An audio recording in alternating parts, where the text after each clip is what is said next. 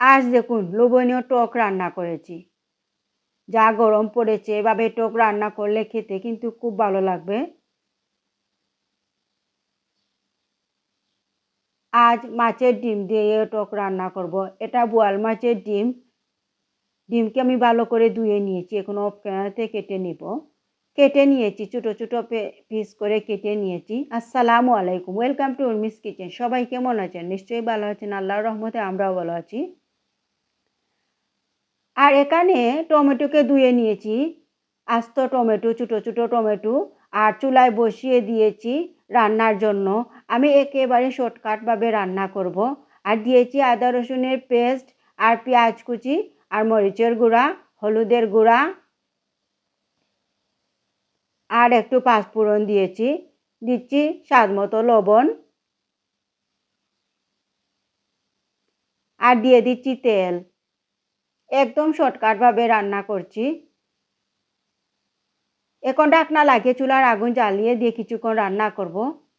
কিছুক্ষণ রান্না করার পর দেখুন পানি বের হওয়া শুরু হয়েছে টমেটো থেকে।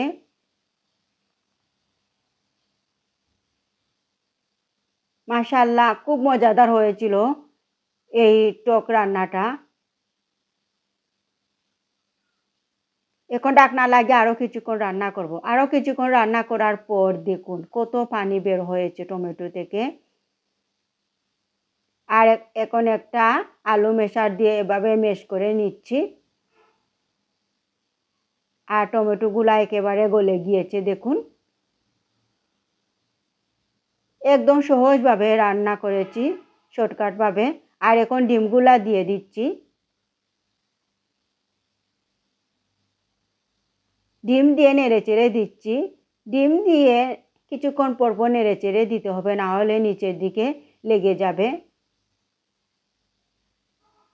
দেখুন কিছুক্ষণ পরপর নেড়েচেড়ে দিচ্ছি। এত মজার একটা টক হয়েছিল।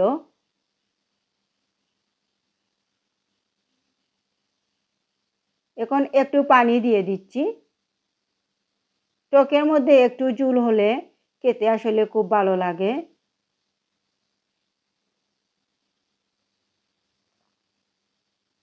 এখন ঢাকনা লাগিয়ে আরও কিছুক্ষণ রান্না করব।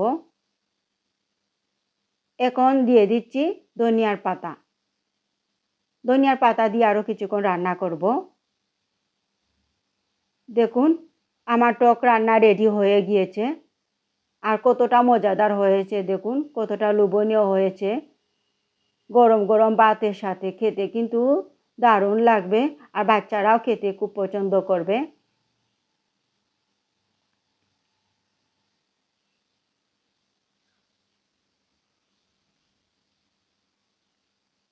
এখন একটা মাটির বাটিতে পরিবেশন করব।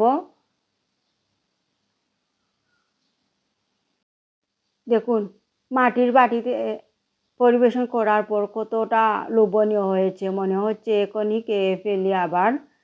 সবাই ভালো থাকবেন, আল্লাহ হাফিজ।